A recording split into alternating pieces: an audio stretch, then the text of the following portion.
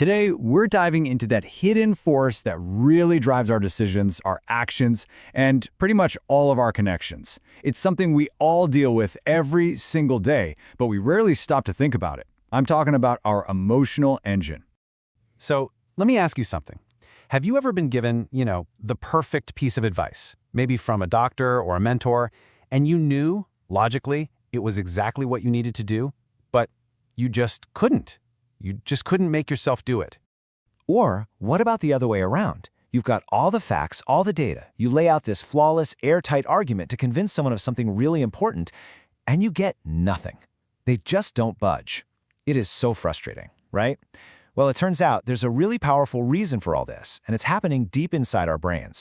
And that leads us right into our first big idea: why facts, all on their own, just aren't enough when it comes to changing minds or inspiring action. Neuroscience tells us something that's kind of backward from how we think things work. We like to believe we make rational decisions and then have feelings about them, but really, it's the other way around. We often make a choice based on emotion, almost instantly, and then our logical brain scrambles to find reasons to justify the decision we've already made. Okay, so if our emotional brain is really the one in the driver's seat, what language does it even speak? Well, let's talk about the brain's natural language. Say hello to the star of the show, the limbic system. Just think of it as your brain's ancient, super powerful emotional core. Long before your rational brain even has a chance to analyze the situation, your limbic system has already asked and answered three vital questions. Am I safe? Does this matter to me? And do I belong here? Its gut-level answers pretty much dictate everything that happens next. And this gives us a fantastic way to think about the two big players in our heads. You've got your rational brain, which is like a meticulous map maker. It charts the course, it deals with logic, it gives directions. But then you have your emotional brain, and that's the engine driver. It's the one that actually provides the power, the fuel, and the motivation to go anywhere at all. So here's the absolute key takeaway. Emotion is not a flaw in our programming. It is not a bug we need to fix or work around. It is, quite literally, the brain's native tongue. And if you want to communicate effectively, doesn't matter if you're a doctor, a leader, a parent, you have to learn how to speak that language. So how in the world do we learn to speak this language? Well, the secret is all about understanding the incredible power of safety. The key is this idea of emotional safety.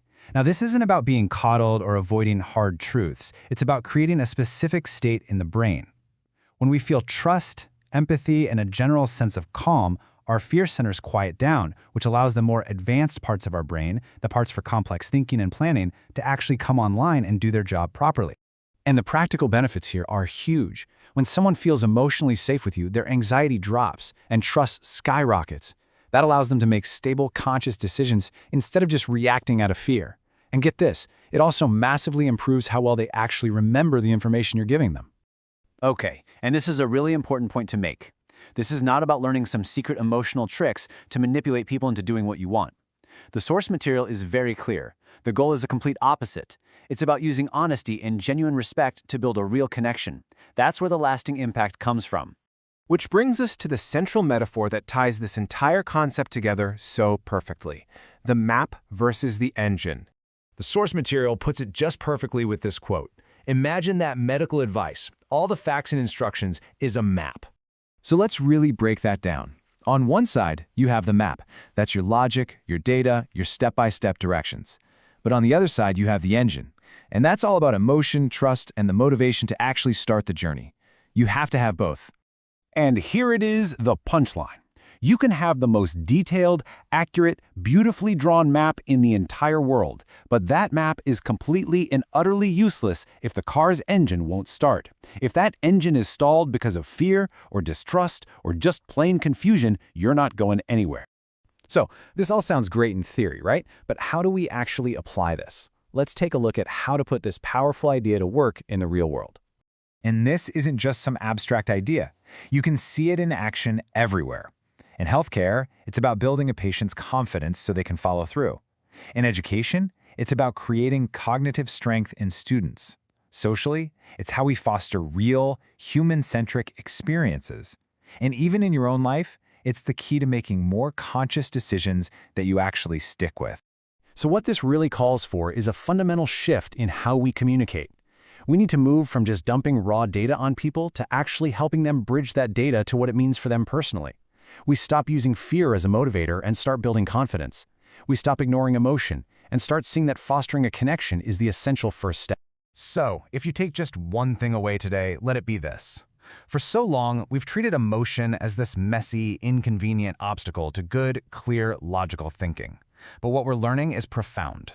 Emotion isn't the obstacle at all. It's the engine. It's what gives logic its power, its purpose, and its direction. And that really just leaves us with one final question to think about in our own lives, in our jobs, and in our relationships.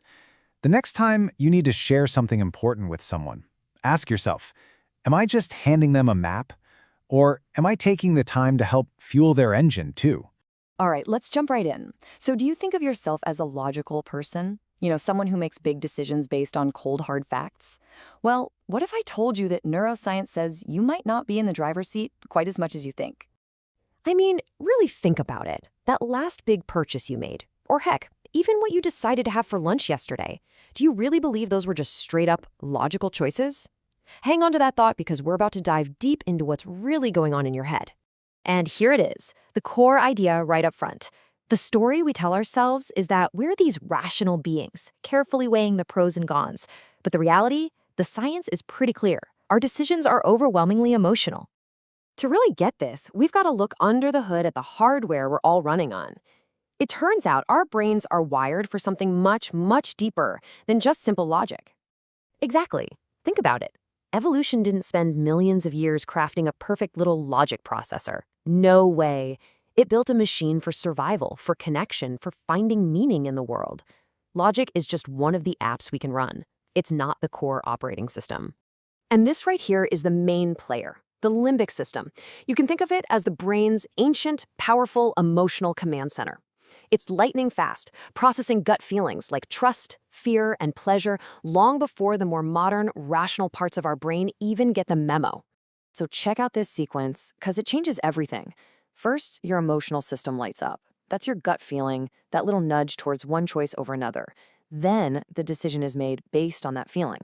And only after all that does your logical brain kick in to basically act like a press secretary, coming up with a rational story to justify the decision you already made emotionally. Okay, so if that's how our brains are built, what happens when we start applying these incredible insights to how we communicate?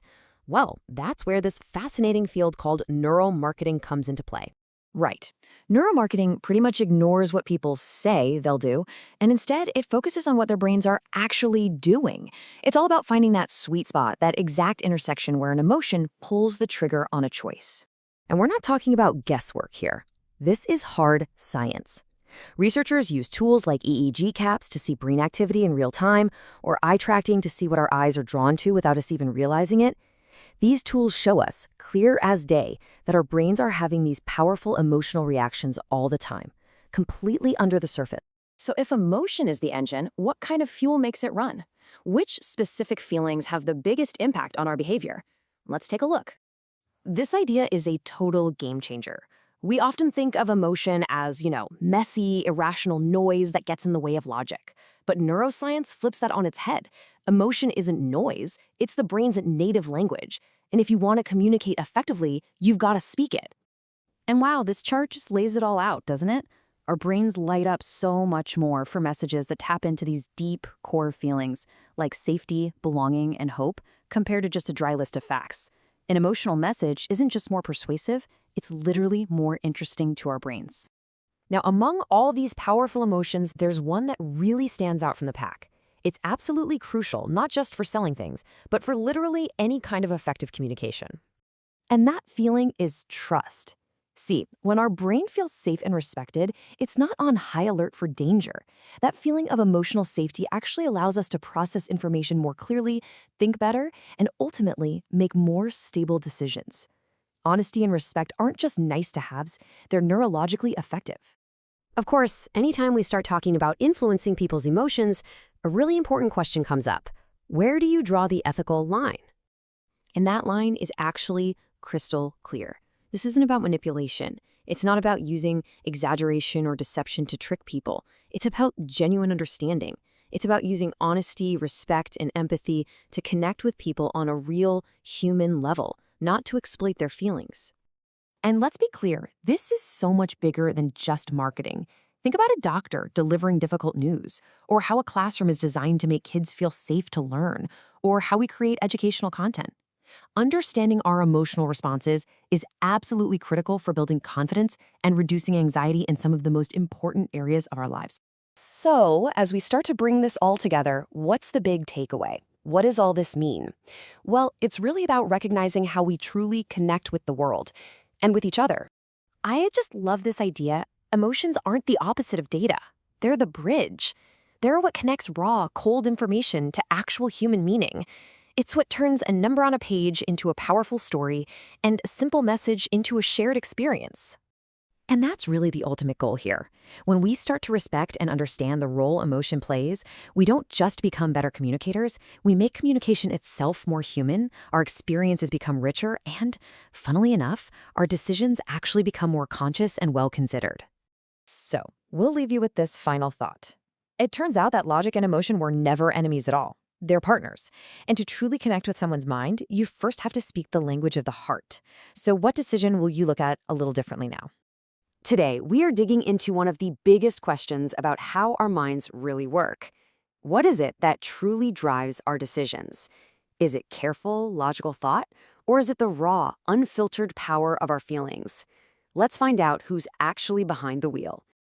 So, let me just ask you this straight up. When you make a choice, doesn't matter if it's what to eat for lunch or a huge life decision, do you really believe that you're in complete rational control? Well, the answer just might surprise you. All right, first up, let's talk about something called the driver's seat illusion. You know, most of us walk around with this fundamental idea in our heads. We see ourselves as these really logical beings, kind of like a judge, carefully weighing all the evidence. We think we're analyzing the pros and cons, considering all the data, and only then do we act. But what if that's not the whole story? What if that's not even the right order of events? Okay, so to really get what's happening inside our heads, let's introduce the two key players in all our decisions, the engine and the map. Think of it this way. Your emotions, they're the powerful engine of a car. They provide all the energy, the forward momentum, the want to. They're incredibly fast and totally instinctive. On the other hand, you've got logic. Logic is the map. It gives you the directions, the shoulds, and that carefully planned out route. It's slow and it's deliberate. So one provides the push, the other provides the plan. Let's look a little closer at that engine. Emotion is the true core driver. I mean, without it, the car doesn't even start. There's no movement, no decision, nothing. It's those feelings of safety or that sense of belonging or just a spark of hope. That's what ignites the engine and gets us going, long before we even think about pulling out a map. And the map? What about logic? Well, a lot of the time, logic plays the role of navigator after the car is already on the road. We use our rational minds to basically create a story, a justification for the path our emotional engine has already put us on.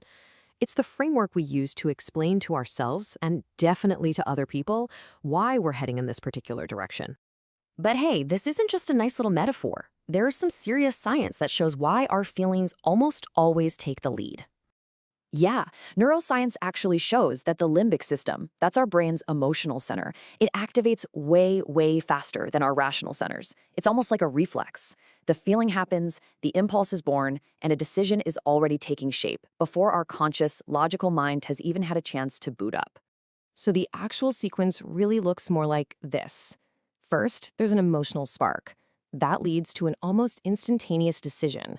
And it's only then that our rational brain engages, and its main job becomes creating a logical story to justify the choice that, let's be honest, was already made. And this right here is the core takeaway. It's not that logic doesn't matter, it absolutely does, but its role is often completely misunderstood. We are feeling creatures who think, not thinking creatures who feel. But wait, emotion does more than just get the engine started. It also acts as this really critical bridge, a bridge to meaning. Just imagine for a second that you're looking at a giant spreadsheet. It's full of raw numbers. This is data. It's pure information, pure logic, and it's cold. It doesn't inherently mean anything to us on a human level. So to get from that raw, cold data to something we can actually understand and maybe even act on, we need a connection. We need a bridge. And that bridge is emotion. Emotion is what translates all that abstract data into concrete meaning. It's what turns a statistic about poverty into a feeling of empathy, or a chart of rising company profits into a very real sense of excitement and security. Here's another way to think about it. Emotion is the brain's native language. It's the default operating system. Logic, well, that's a pretty sophisticated program that we run on top of it. One that helps us translate those deep, instinctual feelings into a structured format that we can share with other people. So, what do we do with all this? How can we actually use this knowledge? Let's take a look at what this means for communicating and building some real connections. When you're trying to communicate an idea, you have to appeal to both. You've got to start with the engine, build trust, make people feel safe, connect with their hopes. And once that emotional engine is humming along, then you provide the clear, logical map, give their rational mind a path to follow, and you'll build that crucial bridge from your facts to why those facts truly, deeply matter. You know, ultimately, we really need to reframe how we see our own feelings. Emotion isn't some kind of bug in the human system, it's a feature. It's an incredible source of cognitive strength that gives data meaning and drives every single one of us to action. So, I'll leave you with this to think about. The next time you need to persuade somebody, or inform them, or just simply connect with them, how are you going to approach it? Are you going to speak only to their map, or will you remember to start by fueling their engine?